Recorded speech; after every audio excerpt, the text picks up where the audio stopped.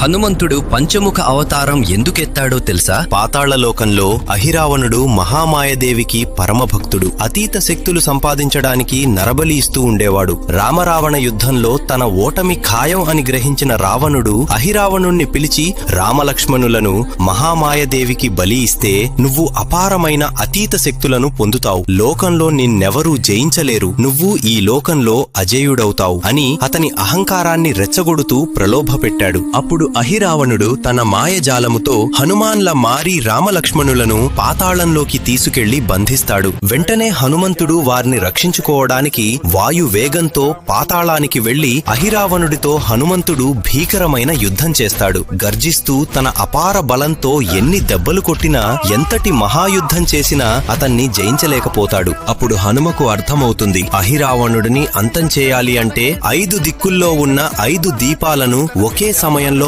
ఆర్పేయాలి, లేదంటే అతని మరణం అసాధ్యమని. వెంటనే హనుమ తన శక్తులతో హనుమాన్, హైగ్రీవ, నరసింహ, గరుడ మరియు వరాహముఖాలతో కూడుకున్న శ్రీ పంచముఖ హనుమంతునిల అవతరించి వాయువేగంతో 5 దిక్కుల్లో ఉన్న 5 దీపాలను ఏకకాలంలో ఆర్పివేసి అహిరావణుడిని సంహరించి రామలక్ష్మణులని కాపాడుతాడు. హనుమంతుడు అంటే మీకిష్టం ఉంటే జై బజరంగబలి అని కామెంట్ చేయండి. జై